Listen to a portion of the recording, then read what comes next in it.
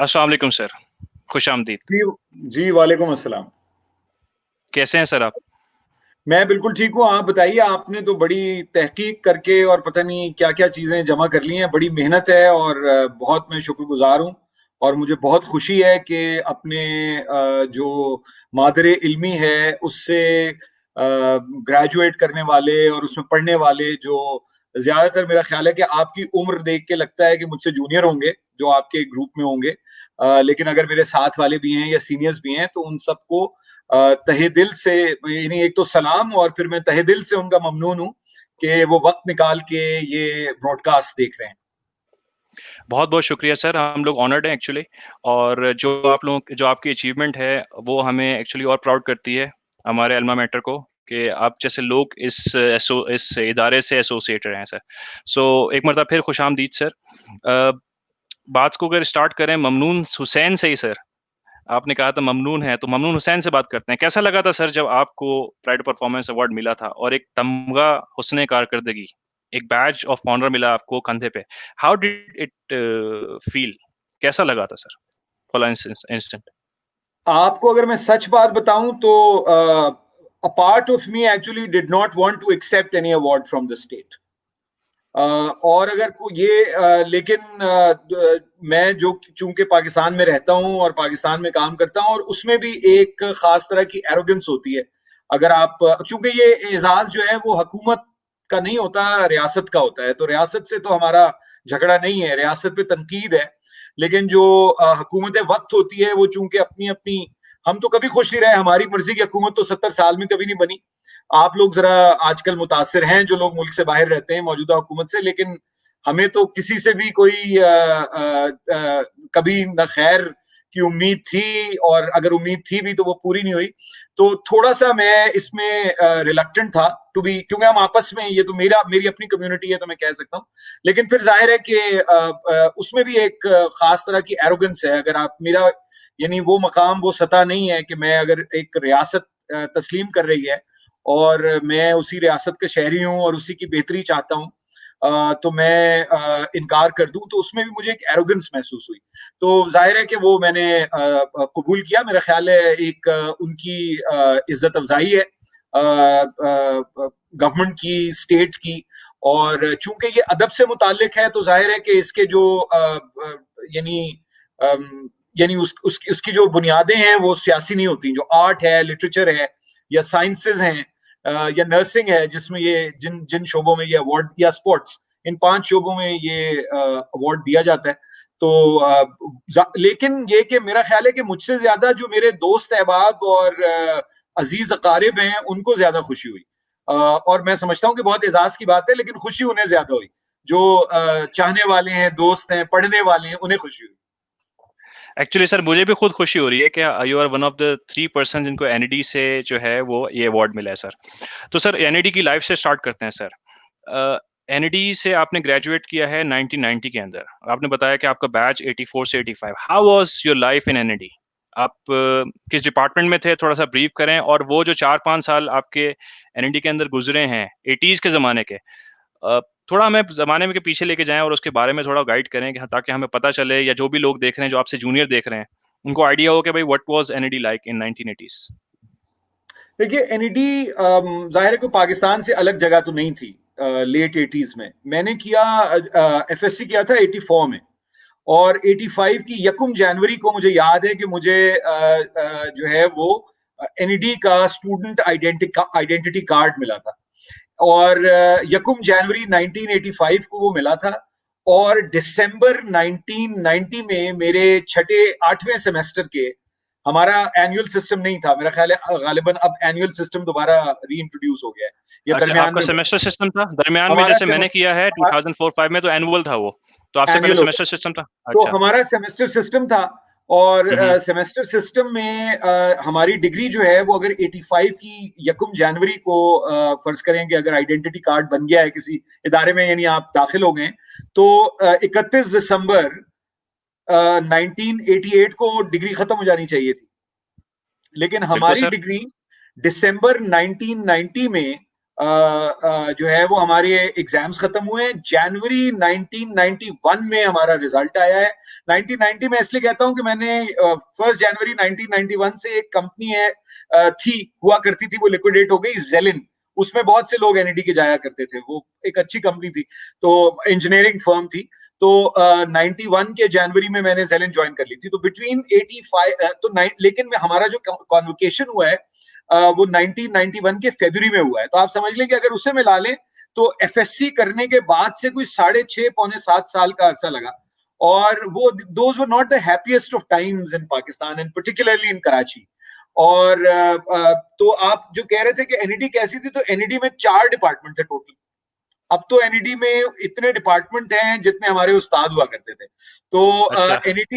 NED में जो है वो सिविल, मैकेनिकल, इलेक्ट्रिकल, जो ऑन कैंपस, जो जहां कैंपस है यूनिवर्सिटी रोड पे, सिविल, मैकेनिकल, इलेक्ट्रिकल, और एक नया डिपार्टमेंट शुरू हुआ था हमारे होते हुए, कंप्यूटर सिस्टम्स इंजीनियरिंग। सो कुल 4 डिपार्टमेंट थे जब मैंने ग्रेजुएशन किया है। बाकी सही सर। जो बहुत सारे जो कॉलेजेस सारे पाकिस्तान में, कराची समेत, जो अब नस्ट से अफिलिएटेड हैं, वो सब एनईडी से अफिलिएटेड थे। जो ठीक। आपके पीएनएस रैबर था, नेवी की का जो कॉलेज था, इसी तरह एयरफोर्स का एक कॉलेज था, इसी तरह कुछ और दाऊद कॉलेज था जो अब यूनिवर्सिटी बन गया है, ये एनईडी के अफिलिएटेड कॉलेजेस थे। तो दाऊद कॉलेज में कोई आर्किटेक्चर से लेके इलेक्ट्रॉनिक्स तक सब पढ़ाया करते थे। तो वो डिग्री एनईडी की होती थी, लेकिन एनईडी के अपने कैंपस पे कुछ 3.5 डिपार्टमेंट आप समझ लें, क्योंकि इलेक्ट्रिकल का जो आप इलेक्ट्रिकल इंजीनियर है, मैं मैकेनिकल इंजीनियर हूँ। और तो प्राइमरी जो 2-3 इंजीनियरिंग मतलब जो डिपार्टमेंट है, सिविल, इलेक्ट्रिकल, मैकेनिकल, उन्होंने फिर उसमें कंप्यूटर सिस्टम्स ऐड कर दिया था, तो वो electrical and computer systems engineering था। अब बाद में manufacturing, textile and so on and so fourth, वो सब बाद में हुआ है। और इन्वायरमेंटल इंजीनियरिंग में मास्टर्स शुरू हुआ था हमारे जाते जाते, जब हम निकल रहे थे। तो एनईडी के अंदर तो माहौल वैसा ही था जैसे आप लोगों का था, मौज मस्ती, मेला, कॉन्सेप्ट किसके क्लियर हैं, किसके क्लियर नहीं है। कुछ की अंग्रेजी निस्बतन बेहतर थी, कुछ की अंग्रेजी कमजोर थी। जिनकी अंग्रेजी कमजोर थी उनके नंबर कम आते थे, जिनकी अंग्रेजी, लेकिन उनके कॉन्सेप्ट ज्यादा क्लियर होते थे, तो वो उन्हें पढ़ाते थे। जिनके, क्योंकि इस पे हम बाद में बात करेंगे जब सोशल डेवलपमेंट और ह्यूमन राइट से बात करेंगे, कि अंग्रेजी कैसे जो है वो डिटर्मिनिंग एक फैक्टर है, और क्लास डिवाइड का भी, और इल्म को समझने के लिए भी। तो वो उस वक्त भी था। तो हमारे साथ जो हमारे बेहतरीन स्टूडेंट्स थे वो टॉप नहीं करते थे। इसका ये मतलब नहीं है जिन्होंने टॉप किया वो सब मेरे दोस्त हैं, तो उनके मैं खिलाफ बात नहीं कर रहा, लेकिन जो एलीट स्कूल से बच्चे आते थे, लड़के आते थे, और उस वक्त हमारे जमाने में ये भी था कि अमेरिका पढ़ने या कनाडा पढ़ने, अमेरिका ज्यादातर जाते थे इंजीनियरिंग करने, तो अमेरिका ही जाते थे। इंग्लैंड का कम रिवाज था। इंग्लैंड में भी 3-4 इंस्टीट्यूशंस थे, लेकिन जो लोग बाहर जाते थे वो जाते थे जिनको एनईडी में एडमिशन नहीं मिलता था। यानी ये एक बुनियादी बात थी कि जिन लोगों को एनईडी में, जिन स्टूडेंट्स को एनईडी में एडमिशन नहीं मिलता था, वो जाते थे। फिर हमारे जमाने में और अब में एक बहुत बड़ा फर्क ये हुआ है, और वो खैर कोई जमाना ऐसा भी नहीं है, मैं 19वीं सेंचुरी की बात नहीं कर रहा, लेकिन उस जमाने में जो खवातीन की, लड़कियों की तादाद थी वो बहुत कम थी। और ये बहुत ही मुस्बत बात हुई है, बहुत ही जबरदस्त डेवलपमेंट है कि अब एनईडी में इंजीनियर लड़कियां जो हैं उनकी तादाद में बहुत इजाफा हुआ है। और ये मेरा ख्याल है कि एक और भी रिफ्लेक्शन है on something good that is happening to Pakistani society, क्योंकि सही है सर। पाकिस्तानी सोसाइटी तो में इसमें हाँ, इसमें मैं ऐड करूँगा सर, आपने कहा मौज मस्ती की और खूब मज़े भी किए जैसे हम लोगों ने किए। तो सर 6 साढ़े 6 साल जो लगे आपको, वो मौज मस्ती की वजह से लगे सर? नहीं, 6 साढ़े 6 साल हमें अमीरुल मोमिनीन ज़िया-उल हक साहब की वजह से लगे। अच्छा। चूंकि जनरल ज़िया-उल हक का जमाना, मैं समझता हूँ आप लोग बहुत खुशकिस्मत हैं कि आपने बाकी तो सारे फ्रॉडस्टर्स देखे हैं जो ज़िया के बाद आए और आज तक हैं, लेकिन आपने ज़िया का जमाना नहीं देखा। ज़िया के जमाने में मैं आपको बताऊं कि मेरा पासपोर्ट, मैं यानी जब एनईडी में था तो उस दौरान मैं एक world festival of youth and students में भी गया था पाकिस्तान के यानी डेलीगेशन में, और ये 1989 की बात है। और उस वक्त ज़िया साहब जा चुके थे और नई हुकूमत आई थी। तो उस वक्त मुझे पता चला कि हम बेशुमार स्टूडेंट्स का नाम सिर्फ अखबारात में लिखने की वजह से, यानी हमने कोई बसें भी नहीं चलाई थी, हमने पथराव भी नहीं किए थे, हम बहुत सारे स्टूडेंट्स एग्जिट कंट्रोल लिस्ट पे थे। मेरा पासपोर्ट इम्बाउंडेड था। मेरा पासपोर्ट 3 साल तक मुझे सरकार ने नहीं दिया, वो अपने पास 3 साल नहीं 2.5 साल टू बी प्रिसाइज, वो अपने पास रखा, जबकि मैं कोई यानी कोई वायलेंट स्टूडेंट मूवमेंट का हिस्सा नहीं था। तो ये बहुत ही खतरनाक हालात थे, कोड़े लगते थे लोगों को। मैं जब आया हूं एनईडी में तो उसके बाद इमरजेंसी खत्म हुई है, जब जुनेजो साहब आए। तो और बहुत ही, जैसे मैंने आपको कहा ना कि शुरू में मैंने आपसे कहा था कि बहुत ही पुराशोभ दौर था। तो वो जो 2 साल यूनिवर्सिटी बंद रही, वो इसलिए कि उस जमाने में हमने एमक्यूएम को बनते देखा। उस जमाने में हमने कराची में लिसानी और फिरका वाराना फसादात देखे। उस जमाने में हमने कैंपसेस पे, मैं 2 मरतबा क्रॉस फायरिंग में, एक मरतबा कैंपस पे और एक मरतबा ये जो जो क्योंकि आप लोग सब एनईडी के हैं तो कराची इससे वाकिफ होंगे, अगर कराची के रहने वाले नहीं भी हैं तो जो ये हसन स्क्वायर और लियाकताबाद को जो सड़क मिलाती है, तो ये उस सड़क पर एक दफा मैं अपनी वालदा के साथ मैं गाड़ी चला रहा था और क्रॉस फायरिंग में हम फंसे और बचे। एक मरतबा एनईडी के कैंपस पर बहुत शदीद फायरिंग में हमारे एक उस्ताद थे साद उमर साहब, जो फ्लूइड मैकेनिक्स पढ़ाते थे, अब वो अमेरिका में होते हैं। उन्होंने वो थे और उनके साथ हम 5-6 स्टूडेंट एक लैब से बाहर निकले और मेरा ख्याल है कि बस खुदा ने हमें बचाया है। तो ये हमारी एनईडी में ये भी होता था, मगर साथ होली भी खेली जाती थी जिस दिन इम्तिहान खत्म होते थे, और पर्चों के बायकॉट बहुत होते थे। और ये मैं आपको बताऊं कि हमारे जमाने में यूनियंस नहीं थी। एक पाकिस्तान में बड़ा गलत जो है वो प्रोपेगेंडा है कि स्टूडेंट यूनियंस, क्योंकि लोग तलबा तंजीमों और तलबा की इलेक्टेड यूनियंस में फर्क अब नहीं समझते, क्योंकि 30-40 साल गुजर चुके हैं। 30-40 नहीं तो 25 साल तो गुजर ही चुके हैं। 1984 में प्रोफेशनल यूनिवर्सिटीज में और 79 में कॉलेजेस में यूनियंस बैन हुई थी।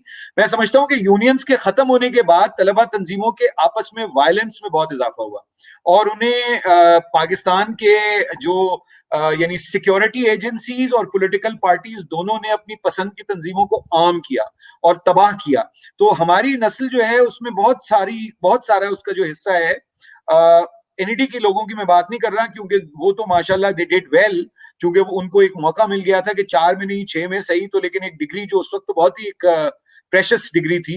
पाकिस्तान में जो लोग मेडिसिन करें या इंजीनियरिंग करें या चार्टर्ड अकाउंटेंसी करें, यही प्रोफेशंस थे, मेजर प्रोफेशंस।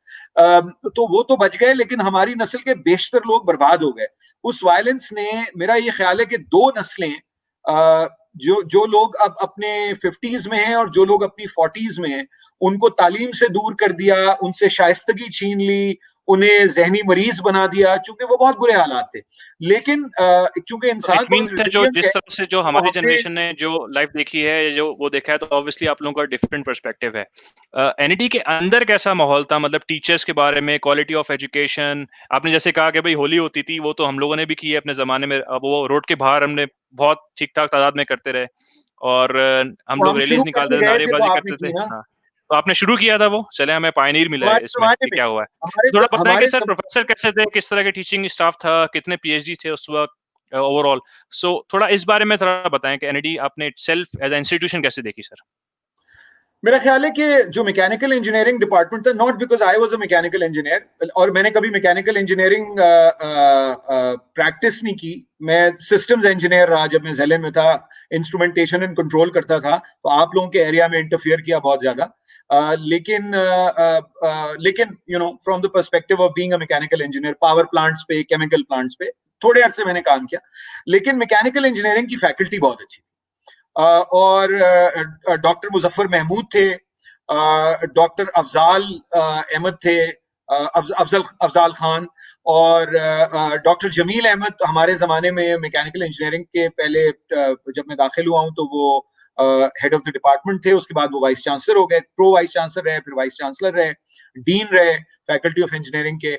उस्ताद हमारे जो थे बेशतर अच्छे थे, बाज वैसे ही थे जैसे हम थे, तो दोनों तरह का कॉम्बिनेशन एक था। लेकिन चूंकि एक स्पिरिट थी, जनरली तालीम की एक स्पिरिट थी, ये जो चीटिंग वीटिंग का, ये बूटी और ये कारतूस, ये काम शुरू हो चुका था। चूंकि मैंने आपको बताया ना कि एमक्यूएम और जमीयत और पीपल्स स्टूडेंट्स फेडरेशन, इनके तमाम जो शहजादे थे हमारे साथ के, वो सब इसी काम में मुलविस थे और ये वो वाहिद चीज थी जिसपे सबका इत्तेफाक था।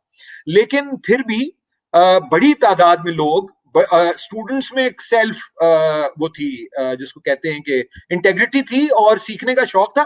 क्योंकि आपको पता है कि बहुत थोड़े से लड़के लड़कियां आया करते थे ना, 627 का टोटल बैच होता था और 627 के बैच में पूरे पाकिस्तान से स्टूडेंट्स आते थे, क्योंकि रेसिप्रोकल बेसिस पे और जगह से भी आते थे। और फिर ई कैडेट्स भी आते थे, 12 ई कैडेट्स आते थे, 6 इलेक्ट्रिकल में, 6 मैकेनिकल में।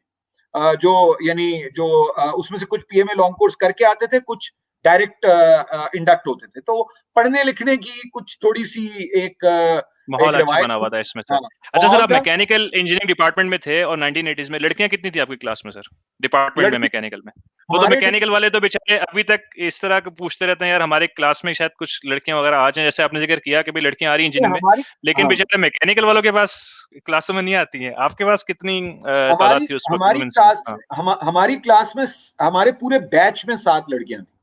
221 के बैच में, क्योंकि 623 या 627 में आपको बता रहा हूँ, मेरे ख्याल 623 थे का जो टोटल होता था, उसमें 4 डिपार्टमेंट्स में थे, इलेक्ट्रिकल और कंप्यूटर सिस्टम्स तो एक था ना, तो 221 ईच में होते थे। तो 221 में सबसे ज्यादा जो हमारे जमाने में लड़कियां होती थी वो सिविल में होती थी, और सिविल के बाद इलेक्ट्रिकल में और फिर मैकेनिकल में तो 7 होती थी। उसके बाद काफी सालों के बाद मुझे एक दफा एनईडी बुलाया, तो मैंने देखा कि मैकेनिकल में कुछ 40-45 लड़कियां थी। तो मैं समझता हूं कि ये बहुत बहुत डेवलपमेंट है, बहुत चेंज बड़ी हो रहा है सर, मेजर बिल्कुल चेंज हो रहा है। मेजर डेवलपमेंट है। लेकिन जो सीरियस स्टूडेंट्स, तब भी लड़कियां ज्यादा होती थी। हाल में पाकिस्तान में किसी मैट्रिक और एफएससी के बोर्ड में किसी लड़के ने टॉप नहीं किया, पेशावर से लेकर कराची तक। तो अब लड़कों के रिजल्ट अलग बनाने पड़ते हैं।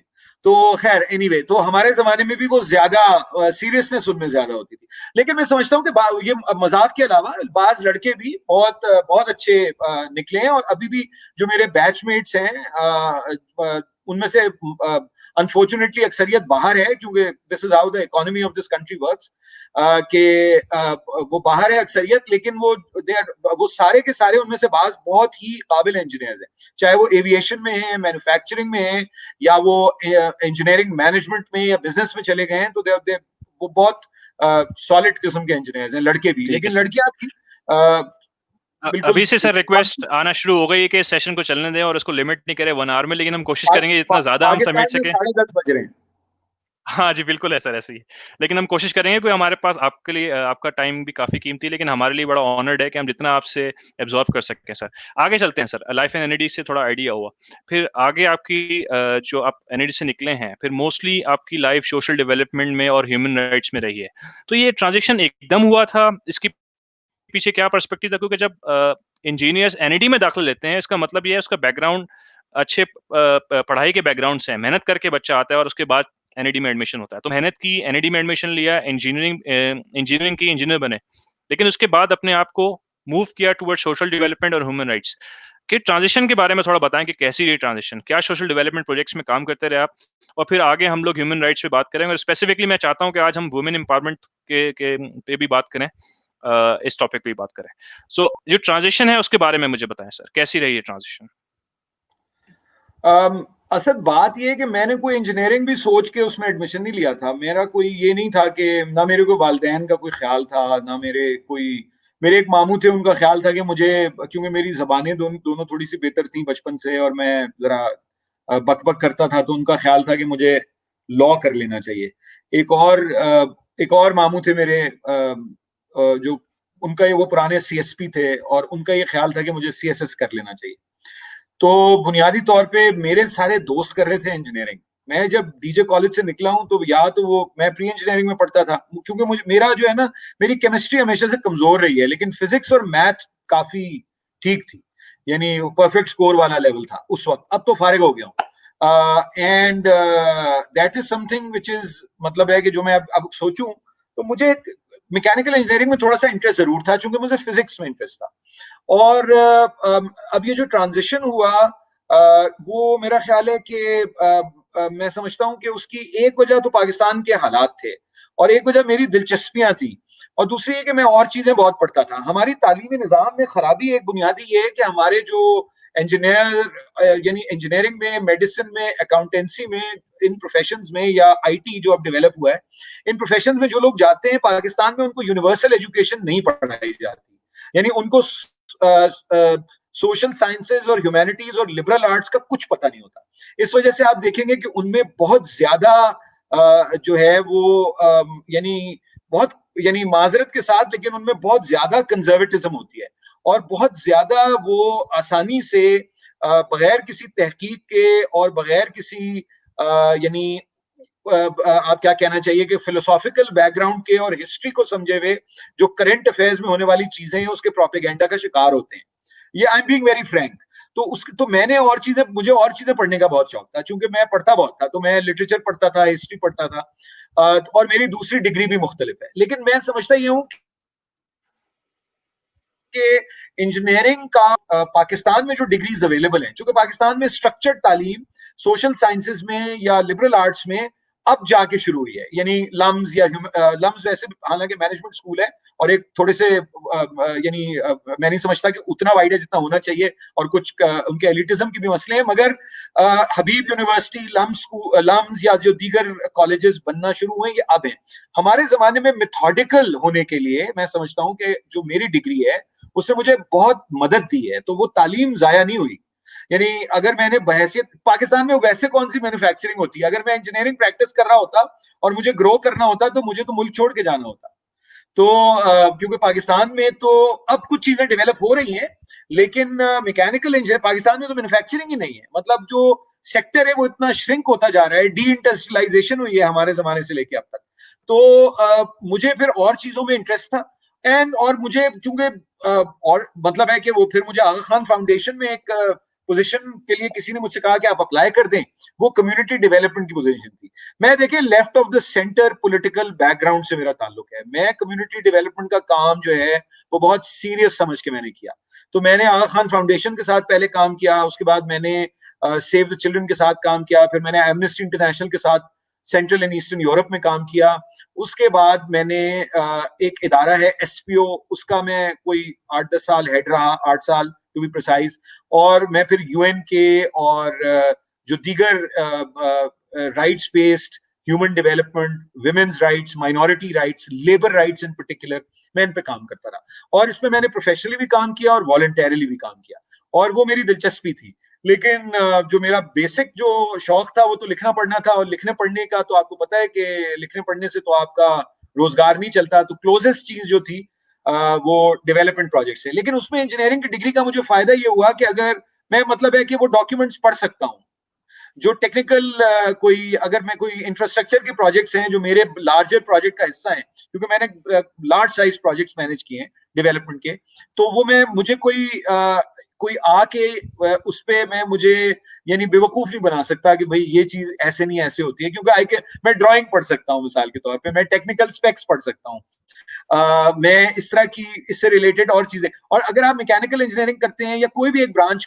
जो इंजीनियरिंग की किसी भी एक डिसिप्लिन में आप होते हैं, तो एक बेसिक कोई 1-2 साल तो सारी चीजें आपने कॉमन यानी पढ़ी होती है ना, तो आपको अंदाजा होता है कि कोई अगर एक सिविल वर्क्स कहीं होने हैं तो उनमें यानी आप वो डिजाइन नहीं कर सकते, लेकिन आपको ये अंदाजा होता है कि इसमें कहाँ कोई चीज गलत हो रही है। ओवरऑल या प्रोजेक्ट मैनेजमेंट पे चलती है सर। तो जब सोशल डेवलपमेंट की बात करें सर, तो सबसे बड़ा प्रोजेक्ट कौन-सा किया सर आपने अपनी लाइफ टाइम में? अब आप चूंकि इंजीनियर हैं तो आप प्रोजेक्ट की टर्म्स में देखते हैं, तो प्रोजेक्ट मेरा जो यानी लार्जेस्ट नहीं, साइज उसका का जो फाइनेंशियल्स के हिसाब से बात नहीं कर रहा मैं, लेकिन उसका इम्पैक्टफुल मैं पूछूँगा कि आपकी इस फील्ड में कि ज़्यादा से ज़्यादा इंसानों को जिसमें भला हुआ हो या सोशली जिसमें इम्पैक्ट हुआ हो, उसका थोड़ा बताएँ, उसमें थोड़ा-सा बताएँ।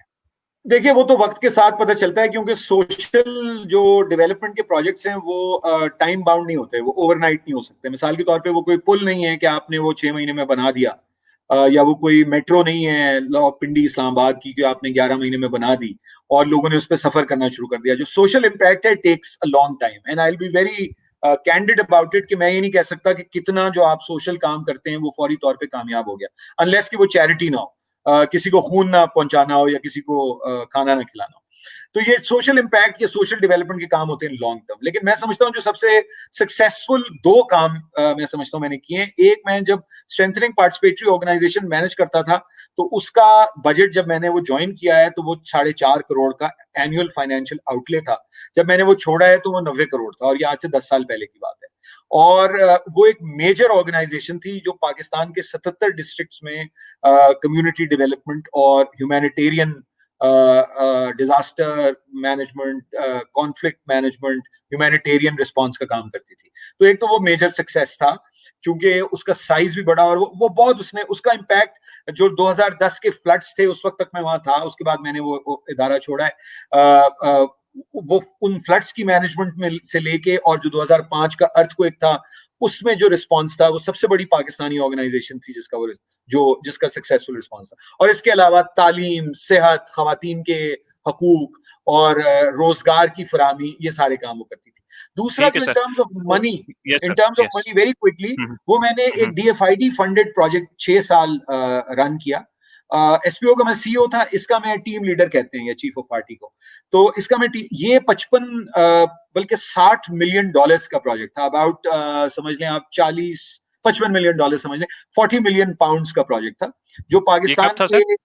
ये between 2012 and 2018।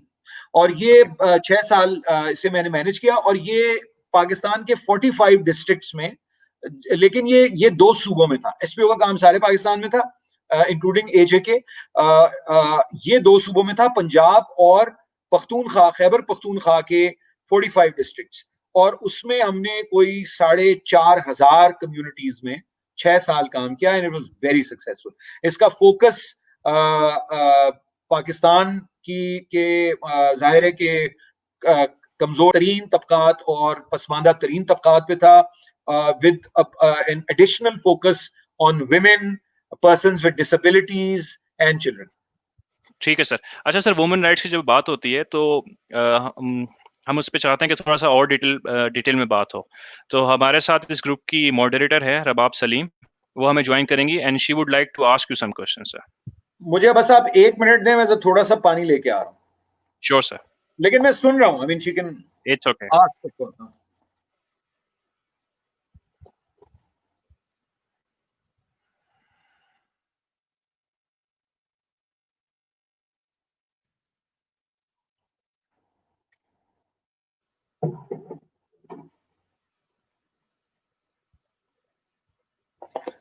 Ji sorry, back. It's okay sir, it's okay.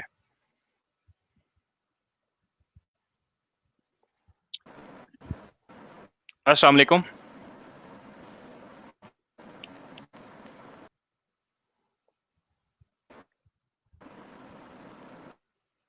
अस्सलाम वालेकुम रबाब, आपको हमारी आवाज आ रही है? Hello, Assalamualaikum. Can you hear us रबाब?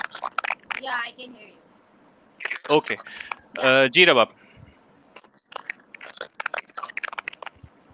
Well, hi. First of all, this is Rabab from batch 11-12. रबाब आपकी आवाज बहुत धीमी है, As a यस research रबाब, आपकी थोड़ा सा आवाज थोड़ी सी अच्छी वॉल्यूम नहीं है। बढ़ा दे।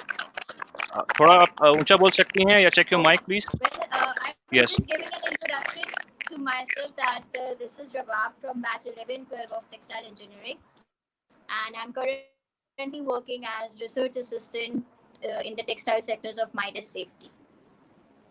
That's it. Okay. Okay, Rabab, please ask your question, please. Okay.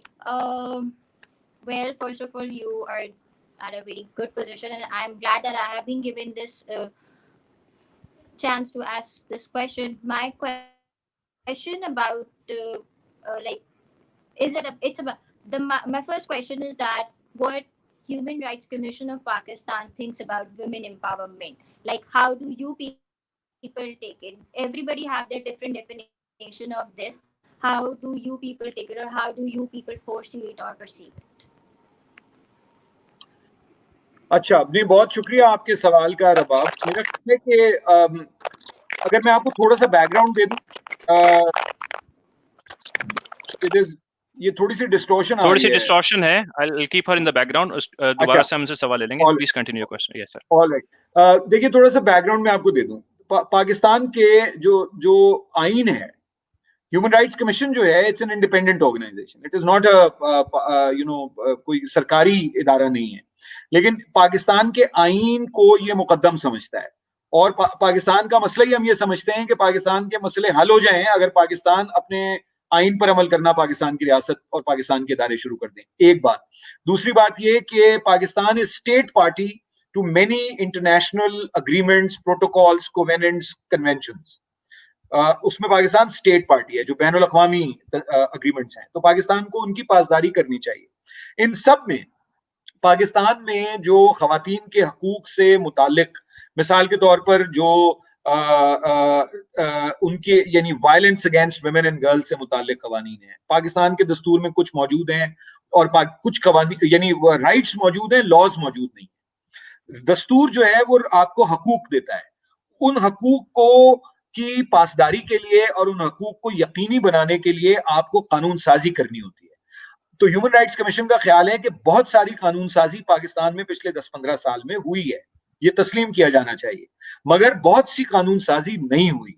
और उसमें जो चाइल्ड मैरिज का मसला है, जो कम उम्र बच्चियों की शादियों का मसला है, उसमें जो गैर मुस्लिम पाकिस्तानी लड़कियां हैं उनका फोर्स्ड कन्वर्जन है, उसमें जो पाकिस्तानी खवातीन के ऊपर जो आप मुख्तलिफ तरह के जो और दीगर मसाइल देते हैं कि उनकी वेजेस कम है, फिर कारोकारी का मसला, ऑनर किलिंग,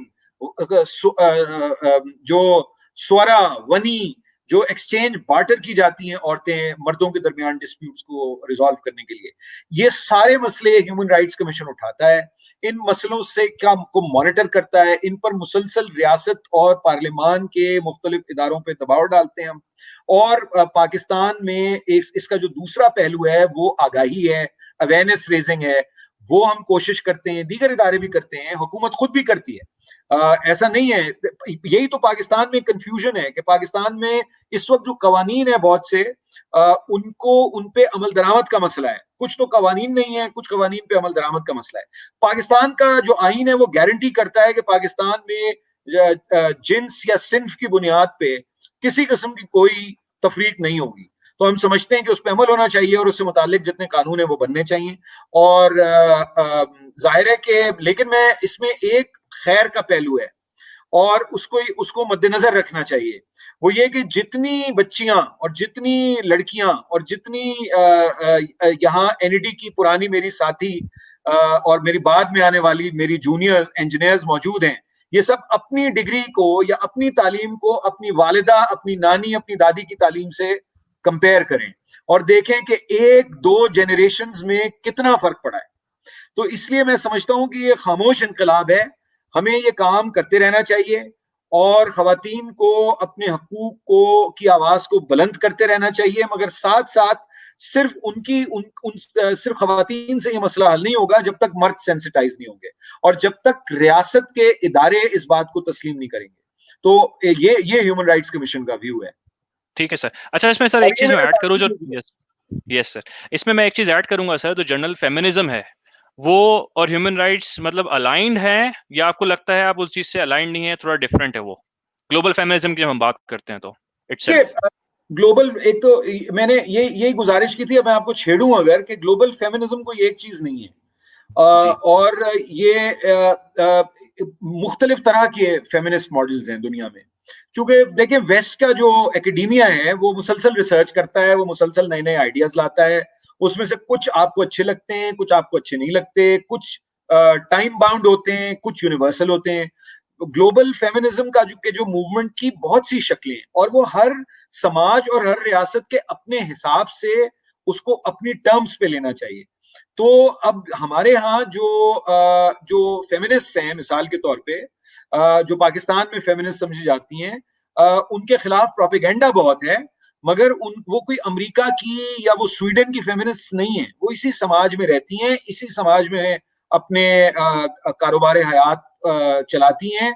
और मेरा ख्याल है कि पाकिस्तान में जिन औरतों ने हकूक की ये जंगें लड़ी हैं वो बहुत बड़ी खवातीन हैं, और चाहे वो फहमीदा रियाज और किश्वर नाहीद हों, या वो आसमा जहांगीर या हिना जिलानी हों, या वो जस्टिस नासरा रिजवी और जस्टिस माजिदा रिजवी और जस्टिस नासरा जावेद इकबाल हों, ये सब खवातीन जो हैं इन्होंने, मैं समझता हूं कि पाकिस्तान के अपने सियाको सबाक में अपने कॉन्टेक्स्ट को समझते हुए जद्दोजहद की है।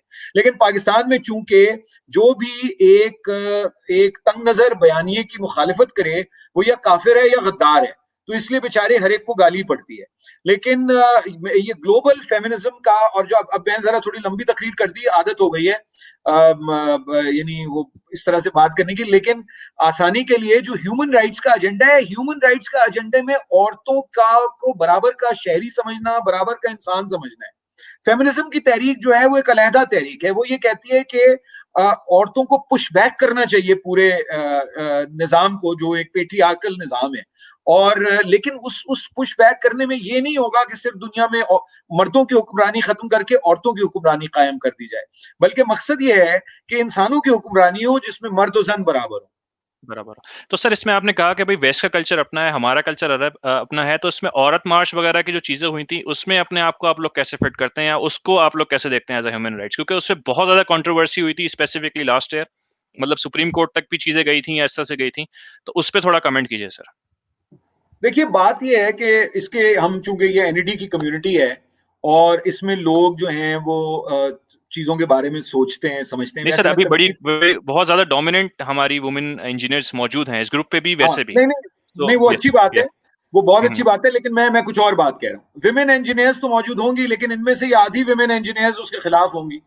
तो मैं तो इसको समझने की कोशिश कर रहा हूँ, और आपका कोई जरूरी नहीं कि आप मेरी बात से इत्तेफाक करें। देखिए, बात यह है कि जब आप किसी को बहुत दबाते हैं और सदियों तक दबाते हैं, चाहे वो मजदूर हो, चाहे वो किसान हो, चाहे वो सियासी कारकुन हो, चाहे वो खवातीन हो, तो जो रद्द अमल होता है वो मुतवाजिन नहीं होता। तो ये गुमान कायम कर लेना कि उनको बहुत रैशनली बात आपसे करनी चाहिए, या रेसिज्म का शिकार सियाफाम अमरीकी हों या यूरोप में लोग हों, उनको अगर आप दबाते हैं, या मुस्लिम दुनिया में जो आप एक इंतशार देखते हैं, 50 मुस्लिम ममालिक कॉलोनाइज रहे हैं 200 साल तक, 100 से 200 साल तक। तो जब ये जो दबाव होता है ना, ये जो एंटी वेस्ट, मतलब आप में से आधे लोग इस वक्त मुल्क से बाहर होंगे मगर मगरिब को गाली देते रहेंगे। आप में से कोई सऊदी अरब और यूएई और कतर की शहरियत नहीं लेगा, अमेरिका, कनाडा, बर्तानिया की शहरियत के मुतमन्नी होंगे, लेकिन एक टेंशन रहेगी। लेकिन मैं उस टेंशन को क्रिटिसाइज नहीं करता, मैं उस टेंशन को समझने की कोशिश करता हूं, और उसकी तो वजह आप ये समझते हैं कि सर ये बेसिकली रद्द अमल है, ये जो इवेंट हुआ है, ये ओवर जनरेशन होता है, ये कॉलोनियल ठीक है, का जो पास्ट है हमारा, और जो उसमें वेस्टर्न हेजेमनी है, इसलिए वहां से जो भी कोई नया ख्याल आता है हम उसकी रद्द पहले करते हैं। बिल्कुल इसी तरह पाकिस्तान जैसे मुआशरों में या हिंदुस्तान जैसे मुआशरों में भी, हिंदुस्तान में बाय द वे बीजेपी की वही पोजीशन है औरतों के बारे में जो आपके यहाँ राइट विंग पॉलिटिकल ग्रुप्स की पोजीशन है। जो मुस्लिम राइट विंग की पोजीशन है वही क्रिश्चियन राइट विंग और हिंदू राइट विंग की पोजीशन है। तो यानी ये समझना जरूरी है। तो खवातीन को, और आइडेंटिटी का क्राइसिस रहता है ना, जब आप गुलामी में आपकी नस्लें गुजरी हैं, तो आपको तो एक शनाख्त का मसला है, तो ये सारी चीजें मिल जाती। तो पाकिस्तान में उनकी जो बहुत सी बातें, वेरी क्विकली मैं इसको वाइंड अप करता हूं, मैं समझता हूं कि औरत मार्च को सिर्फ चंद नारों की बुनियाद पर रद्द नहीं करना चाहिए। उन नारों से हो सकता है मुझे भी इत्तफाक ना हो, लेकिन एक तारीख के पस मंजर में देखना चाहिए, और उस चार्टर ऑफ डिमांड को जो आपके 17,000 आपने मुझे कल परसों बताया था कि मेंबर्स हैं, मैं उसमें शर्त लगाने को तैयार हूं, और छेड़ने के लिए नहीं कह रहा, मैं वाकई इस बात पे तरगीब दूंगा कि उस चार्टर ऑफ डिमांड को किसी ने नहीं पढ़ा। जो औरत मार्च का चार्टर ऑफ डिमांड था, वो मजदूर औरतों का चार्टर ऑफ डिमांड था, वो किसान औरतों का चार्टर ऑफ डिमांड था, वो औरतों के लिए पब्लिक टॉयलेट्स बनाने की बात कर रहे थे। वो औरतों नहीं है पूरे पाकिस्तान में पब्लिक टॉयलेट्स औरतों के लिए, और जो उनको मसाइल होते हैं वो मैं यहाँ बयान नहीं कर सकता, ये मखलूत महफिल है। और जिस तरह की उनकी सेहत के मसाइल हैं, उनकी जच्चगी के मसाइल हैं, वो तो आपने कोई नहीं पढ़े, उसके बारे में तो कोई गुफ्तगू नहीं हुई। मेरा ख्याल है कि हम लोग बहुत मुंतशिर और मुनकसिम कौम हो गए हैं, और हम किसी भी बात को तवाजुन से और उस पर गुफ्तगू, इख्तलाफ राय बर्दाश्त नहीं करते। पहले से तयशुदा नजरियात को अगर नए हकायक झुटलाएं तो हम नए हकायक को मुस्तरद कर देते हैं। प्री कंसीव्ड नोशंस कायम रहने चाहिए, चाहे फैक्ट्स उन्हें चैलेंज कर रहे हो, फैक्ट्स को हम डिसमिस कर देते हैं। तो मेरा ख्याल है कि सोचना चाहिए। तो मैं बिल्कुल औरत मार्च के डिमांड्स की हिमायत करता हूं। कुछ स्लोगन्स हैं जिनसे मैं भी इत्तेफाक नहीं करता। मेरा ख्याल है वो पाकिस्तानी मुआशरा उसके लिए तैयार नहीं है, बल्कि दुनिया में कहीं भी। लेकिन आपको पता है ना, गैर शाइस्ता हो गई है सोसाइटी पिछले 8-10 साल में। आप तो वैसे भी असद बहुत पीटीआई के सपोर्टर हैं, आप देख लें आपके वजीर ही कैसे बात करते हैं। ठीक है सर, अभी उस बारे में बात नहीं करते सर, आगे बढ़ते हैं। जो कैरियर है आपका सर लिटरेरी का, मतलब आपने लिटरेचर काफ़ी डीपली पढ़ा है, लिखा है, बयान करते हैं। तो थोड़ा-सा मैं कुछ सवालात करूँगा स्पेसिफिकली जो आप कॉलम्स लिखते हैं डॉन में और इस तरह से एसेज़ वगैरह लिखते हैं। एक चीज़ मुझे मतलब बिल्कुल डिफरेंट लगी इसमें और मुझे पॉइंट बड़ा वैलिड भी लगा आपका, तो उसमें मैं एक सवाल करूँगा आपसे और ये आपके एक जो आपका एक कॉलम था उससे ही अख़ज़ किया था मैंने, कि हम बात करते हैं जब पाकिस्तान इंडिया की स्पेसिफिकली, तो एक डिलेमा है, एक पोस्ट पार्टीशन एक दुश्मनी है, मुसलसल दुश्मनी है, जो कि किसी भी अगर लेवल पे हम इनिशियली जैसे आपने चाइना में बॉर्डर डिस्प्यूट हल करके एक हार्मनी क्रिएट कर ली और आपके कोई डिस्प्यूट नहीं हुए लेकिन इंडिया के साथ रहे। हम बेसिकली इंडिया से तो आज़ाद नहीं हुए थे, हम तो बेसिकली ब्रिटिशर्स से आज़ाद हुए थे। तो जो इतनी दुश्मनी है ब्रिटिशर्स के हिसाब से तो हमें नहीं दिखती। हम आप देखें अगर कोई जनरल मुस्लिम्स या पाकिस्तानी की बात करेंगे तो वो गोरों को स्पेशली जो ब्रिटिशर्स हैं, उनको इतनी गालियाँ नहीं दे रहा होगा जितना वो इंडिया को या उसके अगेन हेट्रेड है। तो क्या ऐसा वजह बनी कि भाई ये एक कॉन्फ्लिक्ट मुसलसल दर मुसलसल और मुसलसल रहा? पहला सवाल मेरा। दूसरा इसी में मैं ऐड करूँगा कि हम लोग को आदत भी है इस तरह से कि जो हमारे हीरोज़ जो है हम देखते हैं आज़ादी पाकिस्तान के, हम लोग सेलिब्रेट नहीं करते जैसे भगत सिंह है उसके बारे में कि भई वो इंडिया पाकिस्तान बनने से पहले उसने उसको रेज़िस्ट किया। तो इस भगत सिंह टाइप इस तरह के कोई हमारे पाकिस्तान रीजन के सिंध पंजाब के भी कोई हीरोज़ थे जिनको हम जिनके बारे में हमने कुछ पढ़ा ही नहीं है, जिनके बारे में कभी हमने नाम नहीं सुना। तो ये चीज़ें क्योंकि आप इस बैकग्राउंड से इसके बारे में लिखते हैं बाकायदा न्यूज़पेपर में, आपकी राय है, तो इसके बारे में आप क्या कहते हैं सर? अच्छा, बड़ा अच्छा सवाल है आपका। देखिए 2-3 बातें हैं, अब कुछ इसमें इख्तिलाफ के पहलू निकल सकते हैं, तो मैं पहले ही माज़रत आप कर लेता हूँ। ज़रूरी नहीं आप खुल है, के बात कीजिए सर, खुल के ज़रूरी बात नहीं कीजिए है सर। कि सब लोग इससे इत्तेफ़ाक करें। देखिए पार्टीशन जो है अ, वो एक ब्रिटिश कॉलोनियल प्रोजेक्ट था और चूँकि कायदे-आज़म तो 1946 तक कैबिनेट मिशन प्लान मान गए थे। अब चूँकि मुताले पाकिस्तान हम पढ़ते हैं, तारीख़ नहीं पढ़ते और बल्कि वो हमारे एक दोस्त हैं, वो उसको मुग़ालता पाकिस्तान कहते हैं, कि उसमें मुताले के लिए आपने मतलब पहले देखिए मेरी वालिदा जब स्कूल कॉलेज में पढ़ती थी, तो पाकिस्तान में तो वो उन्होंने हिस्ट्री भी पढ़ी, ज्योग्राफी भी पढ़ी और सिविक्स भी पढ़ी। हमारे यहाँ वो एक मलगोबा बन गया, पहले हमारे बचपन में सोशल स्टडीज़ थी और फिर वो पाकिस्तान स्टडीज़ हो गई। तो मेरा ख्याल है कि ये मसाइल हैं तारीख को ना पढ़ने के और ना पढ़ाने के। देखिए हम जो हैं हिंदुओं से आज़ाद नहीं हुए। हम हिंदुओं के कभी गुलाम ही नहीं रहे हैं। और हिंदू मुस्लिम कहना वैसे ही मेरे लिए बहुत तकलीफ का बायस है, क्योंकि मैं समझता हूँ कि पाकिस्तान में जो भी जिस मजहब के लोग भी आबाद हैं वो पाकिस्तान के शहरी हैं सबसे पहले। और जदीद रियासतों में ऐसे ही होना चाहिए और जिन्ना साहब का भी यही ख्याल था। मैं आपको सिर्फ 2 मिसालें दे देता हूँ। एक मिसाल तो ये कि आप लाहौर में, ये मैंने लिखी भी है, आप ये टिकर चला रहे हैं क्रिम्सन पेपर्स का, उसमें लिखा है पहले उसके ऐसे में, ये जो बाब आजादी आपने वाघा पे लिखा हुआ है, तो हम इंडिया से तो आजाद नहीं हुए। हम और इंडिया तो साथ आजाद हुए हैं, बल्कि पाकिस्तान के ऑफिशियल नैरेटिव के मुताबिक शायद 12 घंटे पहले हम आजाद हो गए हैं। तो हम तो अंग्रेज से आजाद हुए हैं। तो पाकिस्तान ना आज का हिंदुस्तान, क्योंकि अब तो वहां भी एक नहुसत का दौर है इंडिया में और डेमोक्रेसी चैलेंज है वहां। और उनका जो दौर ज़ियाउलक है, वो मैंने आपने वो इंटरव्यू शायद सुना है, आप जिक्र कर रहे थे कि उनका दौर ज़ियाउलक आजकल है जो मोदी का दौर है। लेकिन इंडिया और पाकिस्तान दोनों को ये समझना चाहिए और ये समझना होगा कि इस खित्ते में जब तक अमन कायम नहीं होता, ये जो 1.5 बिलियन आबादी है, ये इसी तरह झोपड़ पट्टियों में रहती रहेगी। सब लोग एनईडी और आईआईटी के ग्रेजुएट होके 2 वक्त की रोटी उनकी मेज पे नहीं होगी। ये कुछ प्रिविलेज्ड लोग हैं पूरे पाकिस्तान हिंदुस्तान में। तो एक तो बुनियादी बात ये है कि इस मसले को रिजॉल्व करने की जरूरत है। मैं ट्रैक 2 में भी रहा हूँ, ट्रैक 1.5 में भी रहा हूँ, जो ये नॉन डिप्लोमेटिक कॉन्वर्सेशन होती है बिटवीन द 2 स्टेट्स। और ये बुनियादी तौर पे मसला नहीं हल होगा जब तक दिल्ली, इस्लामाबाद और काबुल ये मसला नहीं हल करेंगे। जब तक आप वॉशिंगटन, मॉस्को और लंदन की तरफ देखते रहेंगे या बीजिंग की तरफ देखते रहेंगे, ये मसला नहीं हल होगा। एक तो उसकी वजह यह है कि पाकिस्तान की में एक टेंडेंसी है टू एक्चुअली लुक वेस्टवर्ड। अब आजकल आपके एर्तुगरुल साहब हीरो हैं, उससे पहले आपके हीरो जो थे वो कोई मतलब है अरब नेशनलिस्ट हीरो होते हैं आपके, जिनका कोई, जो आपको और हिंदुस्तानी मुसलमानों को हिंदी बताल कहते रहे हिस्टोरिकली। मैं इसका बिल्कुल ये मतलब नहीं है आपके कि आप कल सड़क पे बाहर निकले असद तो अरबों से लड़ना शुरू कर दें, this is not what I mean. लेकिन मेरा मतलब ये है कि हम लोग जो हिस्टोरिकली जिस खित्ते का हिस्सा है उसको हमें रिजॉल्व करना चाहिए, और रियासतें एक से ज्यादा हो सकती हैं। तो सर ब्रिटिश हमारे हीरोज कौन हैं जो हमारे रियल लैंड, जो हमारी एंसेस्ट्रल लैंड है, जब हम बात करते हैं 4 प्रोविंस की, तो उसमें जो रियल हीरोज हैं हमारे, जो कि हमारी टेक्स्ट बुक्स में नहीं पढ़ा जाता है, वो एक्चुअली कौन है? कैन यू नेम फ्यू देखिए, ऑफ देम? मिसाल के तौर पे मौलाना अब्दुल मजीद सिंधी हमारे हीरो हैं। मिसाल के तौर पे होश मोहम्मद शीदी हमारा हीरो है। जोखियो हमारा हीरो है। होश मोहम्मद शीदी और जोखियो जिस तरह से लड़े हैं अंग्रेजों से जब सिंध पे कब्जा हो रहा था, उनके बारे में तो नहीं पढ़ाते।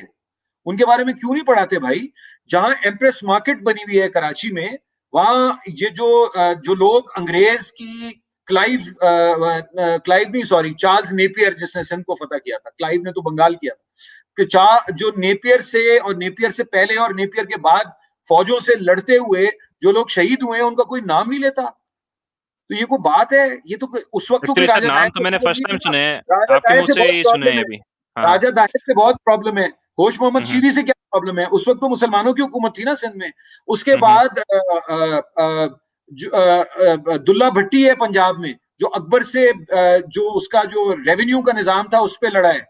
हम्म खरल है, ये खरल, भट्टी, मौलाना अब्दुल मजीद सिंधी, अब्दुल मजीद मैं कह रहा हूँ, मौलाना Ubaidullah Sindhi, I am sorry, मौलाना उबैदुल्ला सिंधी। मौलाना उबैदुल्ला सिंधी हमारे हीरो हैं। मौलाना हसरत मोहानी, अगर आप चलें बॉर्डर क्रॉस कर लें, हमारे हीरो हैं। भगत सिंह लायलपुर का रहने वाला था, जड़ावाला में पैदा हुआ था। 1924 में जो है उसका वो शुरू होता है career, Hindustan socialist Republican association. और 1930 में 24 बरस की उम्र में उसको फांसी होती है। उसका क्या ताल्लुक है इंडिया से? इंडिया में उसको सेलिब्रेट करते हैं, आप नहीं करते। आप रंजीत सिंह का मुजस्मा बनाते हैं लाहौर में, रंजीत सिंह का मुजस्मा रंजीत आप वाज बनाते हैं क्योंकि आप पावर के साथ कॉलोनियल, एसोसिएशन है। अगर वो मुसलमान हुक्मरान पावर, था आपका। जो आपका पंजाब का सिख हुक्मरान था, हम्म सिखों से कोई लड़ाई नहीं है, कोई मसला नहीं है।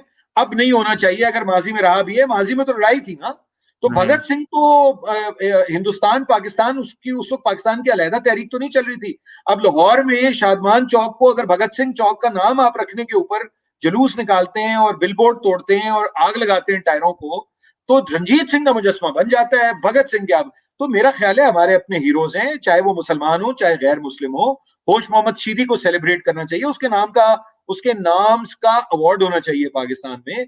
मौलाना उबैदुल्ला सिंधी को सेलिब्रेट करना चाहिए, और ये अहमद खान खरल को करना चाहिए, अब्दुल्ला भट्टी को करना चाहिए। इसी तरह पख्तूनख्वा में हमारे हीरोज हैं, इसी तरह बलूचिस्तान में हैं। तो हम क्यों नहीं करते?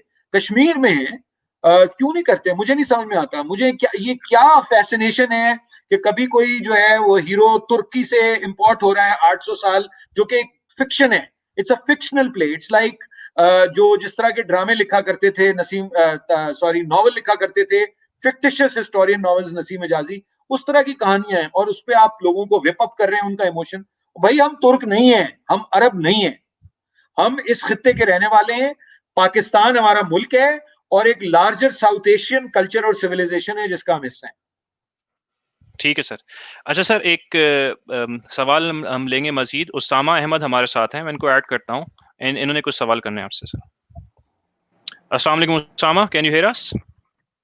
वालेकुम अस्सलाम जी, बिल्कुल असद, आपको आवाज़ आ रही है मेरी? जी आपकी आवाज़ आ रही है जी उसामा। जी अस्सलाम वालेकुम असद एंड हारिस साहब। असद बहुत जी, अच्छा वालेकुम शो हो रहा है अस्सलाम। माशाल्लाह, एंड हारिस साहब great to see you. And जो आपका एक एक्सपीरियंस है मुख्तलिफ शोबाजात में, मेरे ख्याल से एक सेशन तो उसको जस्टिफाई नहीं कर सकेगा, लेकिन बहुत अच्छा लग रहा है आपके तमाम मुशाहिदों को सुन के। मेरा जो सवाल है आपसे वो उर्दू अदब के हवाले से है। जो हमारी मौजूदा नस्ल इस वक्त आ रही है वो उर्दू अदब से खासी दूर है। ये हमारी सकाफ़त का एक बुनियादी जुज़ है। उर्दू के अफ़सानों की बात की जाए तो अफ़साना निगारों के नाम भी आज की जो मौजूदा नस्ल है उसको नहीं याद होंगे, उनकी किताबें तो बड़ी दूर की बात है। तो आपको क्या लगता है इसकी क्या बुनियादी वजह है, और क्या किया जा सकता है इस चीज़ को दुरुस्त करने के लिए? मेरा दूसरा सवाल जो है वो पीछे मैं आपके देख रहा हूँ कि माशाल्लाह एक बहुत अच्छा बुक शेल्फ मौजूद है, तो आप ज़रा पाकिस्तान की हिस्ट्री के हवाले से pre partition and post partition, अगर आप कोई 1 या 2 किताबें अगर रिकमेंड करें हम तमाम रीडर्स को पढ़ने के लिए, ताकि हम उससे कुछ सीख सकें। बहुत बहुत शुक्रिया। Thank you Usama. बहुत शुक्रिया उसामा। पहला सवाल जो आपका है उसको जरा मैं आपसे चाहूंगा कि आप और तरह से देखें। उर्दू अदब का या उर्दू अदब या उर्दू के अदीबों का जो आप कह रहे हैं ना कि आज की नस्ल को नहीं पता, तो आप अपने इर्द गिर्द लोगों को देख रहे हैं और बिल्कुल ठीक देख रहे हैं। जो पाकिस्तान का जो मेट्रोपॉलिटन कल्चर है, यानी लाहौर, कराची, इस्लामाबाद में जो एफ्लुएंट या नीम एफ्लुएंट लोग, यानी मुतमव्वल लोग और नीम मुतमव्वल लोग जो रहते हैं, जो आपकी मिडिल क्लास है, ऑल टियर्स, वो अंग्रेजी की तरफ बहुत माइल है, वो एंग्लोफिलिक है, और उसको उसको उसको कुछ सुबकी सी महसूस होती है अपनी जबान में या अपनी जबानों में। अगर उनकी मादरी जबान उर्दू नहीं है तो उनको उर्दू और अपनी मादरी जबान में, वरना अगर मादरी जबान उर्दू है तो उर्दू में बात करते हुए, उसमें कुछ पढ़ते हुए, लिखते हुए जरा थोड़ा सा वो पासे समझते हैं, ओल्ड फैशन समझते हैं। पाकिस्तान के अगर आप छोटे शहरों में जाएं और पाकिस्तान के आप छोटे शहरों में ग्वादर से लेके और नारोवाल तक आप चले जाएं और चित्राल से लेके बदीन तक, तो आपको ये सूरत हाल नजर नहीं आएगी। वो कुरतुल ऐन हैदर से भी वाकिफ हैं, वो हसन मंजर से भी वाकिफ हैं, वो इंतजार हुसैन से भी वाकिफ हैं, और वो आसिफ फर्रुखी से भी वाकिफ हैं। तो ये कुछ एक डिवाइड है जो मेरा ख्याल है कि ये हमारी, और आपकी बात ठीक है, आप जिनकी बात कर रहे हैं उनके बारे में ये बात इसलिए इंपॉर्टेंट है कि फैसला कैननाइजेशन का और फैसला कि क्या लिखा जा रहा है, क्या नहीं लिखा जा रहा है, किसको पढ़ना चाहिए, किसको नहीं पढ़ना चाहिए, वही क्लास करती है। चूंकि मीडिया में भी वही है, प्रोफेशंस में भी वही है, जो जिसकी आप बात कर रहे हैं। तो अब उसके लिए क्या करना चाहिए? उसके लिए मेरा ख्याल ये है कि सबसे छोटा और बुनियादी काम तो ये है कि आप अपने बच्चों से बोला करें उर्दू, और अपने इर्द गिर्द लोगों से बोला करें, और उसमें कोई और पढ़ा करें, और पढ़ने पे की हौसला अफजाई करें, और जो लोग उर्दू में लिखते हैं उनकी हौसला अफजाई करें। मैं तो खैर 1 से ज्यादा जबानों में लिखता हूं, तो मैं बिल्कुल, लेकिन बहुत आसानी से आपको बता सकता हूं कि जो रिसेप्शन अंग्रेजी का होता है वो उर्दू का नहीं होता, लेकिन मैंने छोड़ा नहीं है। तो हमें मल्टीलिंगुअल होना चाहिए। अंग्रेजी बहुत आम जबान है, तो इट्स अ ब्यूटीफुल लैंग्वेज, मतलब मैं तो एंजॉय बहुत करता हूँ अंग्रेजी का अदब पढ़ना, लेकिन अपनी जबानों की कॉस्ट पे नहीं। तो मेरा ख्याल ये थोड़ा सा इसमें क्लास का एलिमेंट भी है। इस क्लास को दोबारा उर्दू की तरफ लाने के लिए इंडिविजुअली अपने अपने सर्कल में, अपनी अपनी फैमिली में हमें कोशिश करनी पड़ेगी। ठीक है सर। अच्छा सर, टाइम जैसे हमने प्लान किया था उसके करीब हम पहुंच रहे हैं। तो माशाल्लाह सर पोइट हैं, 9 किताबें लिखी हुई हैं सर। तो मैं चाहूंगा कि सर क्लोजिंग रिमार्क्स हों आपकी तरफ से अब, ताकि हम क्लोज कर सकें। और कोई अगर पोइट्री या कोई पोयम हो जाए आपकी तरफ से तो सर 4 चांद लग जाएंगे शो को सर।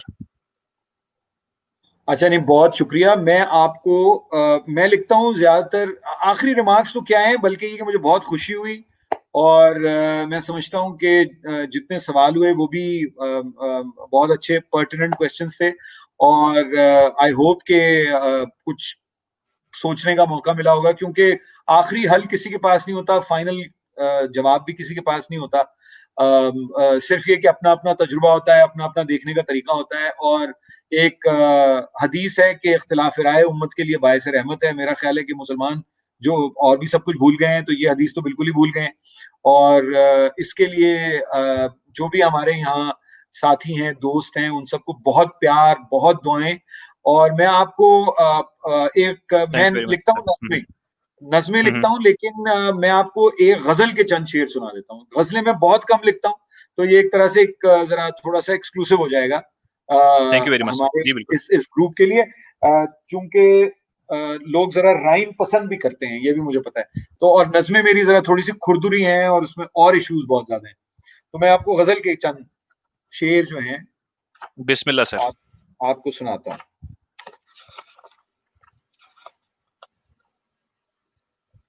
शेर कोई नहीं कहा,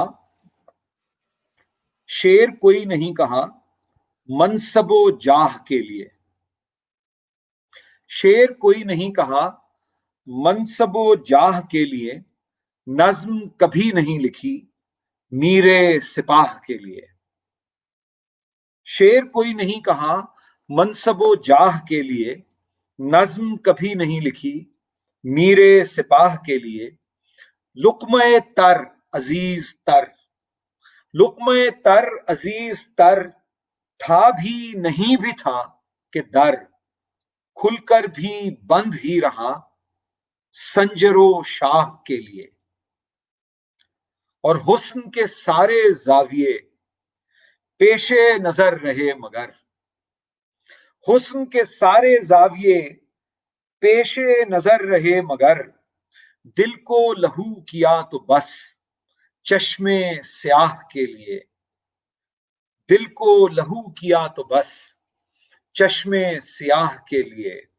और दर्द रहीन राज है, दर्द से साजबाज है, दर्द रहीन राज है, दर्द से साजबाज है, राहत जां रकीब है तेरे तबाह के लिए।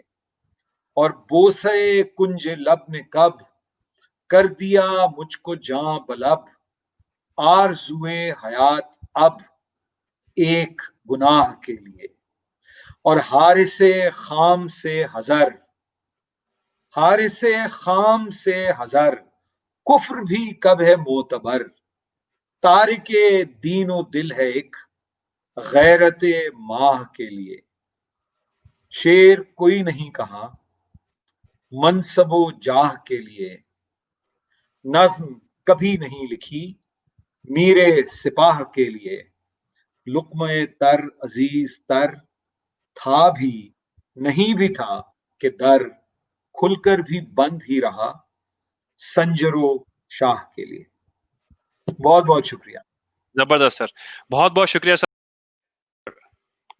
हम लोग बहुत ऑनर्ड हैं आपके लिए, आपके आने का और हमारे पास टाइम देने का। और ऑडियंस से मैं कहूँगा, जो लोग हमारे साथ मुसलसल लाइव रहे हैं, आपका बहुत बहुत शुक्रिया। आप प्लीज़ अपना फीडबैक दीजिए, कमेंट कीजिए।